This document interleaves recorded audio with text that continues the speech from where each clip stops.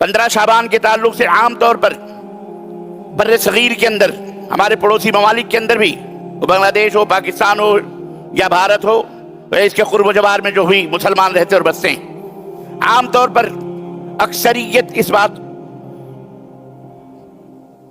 को फैलाती है या जानती है और लोगों के अंदर ये बात फैली हुई है कि 15 शाबान बड़ी फजीलत वाला दिन है, उस दिन रोज़ा रखना बड़ी अजमत और बड़ी बाबरकत चीज़ है, अजर और सवाब बड़े से ज़्यादा हासिल होते हैं, सुन्नत है। यहाँ तक बात लोग कहते हैं 15 शाबान को रोज़ा रखना सुन्नत है। उसकी रात को 1 हज़ारी नमाज पढ़ी जाती है, नवाफिल पढ़े जाते हैं, मस्जिदों को सजाया जाता है, कब्रिस्तानों को बाकायदे जनाब अली कुमकुमें और लाइट्सें और मोमबत्तियाँ और अगरबत्तियाँ और न जाने क्या क्या पेट्रोमैक्स और लाइट सब कुछ किया जाता है। मुसलमान रोडों के ऊपर हमारे लौंडे लफाड़े, अल्लाह इन्हें हिदायत अता फरमाए, जोर से बोलो आमीन।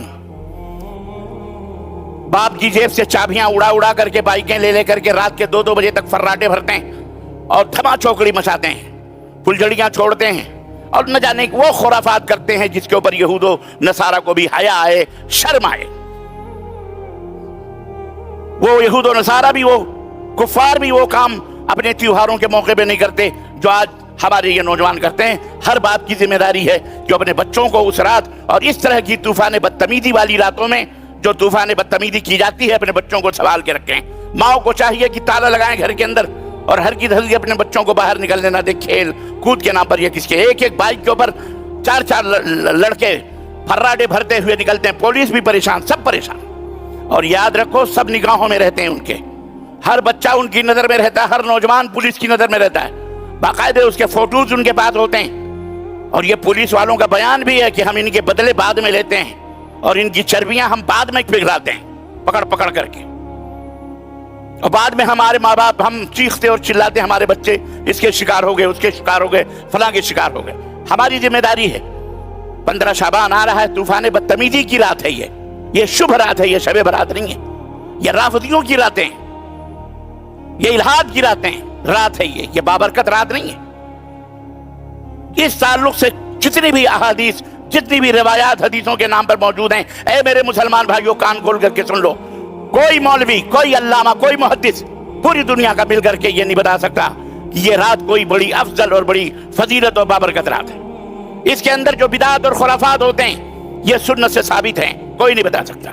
इसके अंदर जो कुछ भी बदतमीजियां होती हैं, हलवे और माढ़े और मुर्दे बुलाने के नाम पर, मुर्दों की रात कहा जाता है, मैयतों को बुलाने जाते हैं। मौलवियों ने बाकायदे ये ढकोसले उम्मत के अंदर फैलाए हुए हैं कि जो लोग नियाद और फातिहा इस रात नहीं करते, हलवे और माढ़े बनाते नहीं है और उनकी नजर नियाद अपने दादा परदादा लोगों के नाम नहीं करते, मुर्दे आते हैं दरवाजे पर खड़े होकर के इंतजार करते हैं, अगर फातिहा हो गई तो दुआएं देते चले जाते हैं, अगर हलवे और माढ़े न खिलाए गए और फातिहा ना हुई तो लानत भेज करके चले जाते हैं, उस घर वाले के ऊपर लानत बरसती है। अस्तगफिरुल्लाह।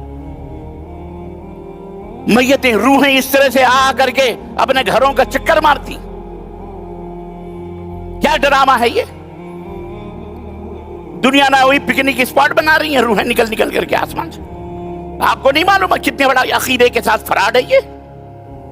अल्लाह के बंदो, जो रूहें यहां से निकलती हैं या तो इल्लियीन में जन्नत के उन घरों में बंद हो जाती हैं जहां अल्लाह ने उनके लिए ठिकाना रखा है, या सिज्जीन में जेलों के अंदर कैद हो जाती हैं। वो दुनिया की जेलें नहीं है निकल करके मटर गश्तियां करती फिरें। इस तरह के रिवायात गढ़ करके उम्मत के अंदर फैलाकर और उम्मत को गुमराह किया जाता है। मेरे मुसलमान भाइयों, ये बिदात हैं, इसमें शिरकियात होती हैं। इसकी तफसीलात आपको मुख्तलिफ खुतबात में, मुख्तलिफ जुम्मों में मुमकिन है बहुत सारे उलमा बयान करेंगे। खास तौर से हमारी मस्जिद के अंदर इंशाअल्लाह इसके बयानात होंगे, इनसे दूर रहिए। बल्कि 15 शाबान के बाद तो अल्लाह के रसूल सल्लल्लाहु अलैहि वसल्लम ने रोजा रखने से भी मना किया है। 15 शाबान के बाद कोई रोजा नहीं है, इल्ला एक ही जुमेरात के और बुध के रोजे आदमी रखता है, या जो भाई जिनके रोजे छूट गए हों, या जो औरतें मजबूरी की वजह से जिनके रोजे छूट जाते हैं, वो इन दिनों के अंदर अपने उन रोजों को पूरा कर सकते हैं।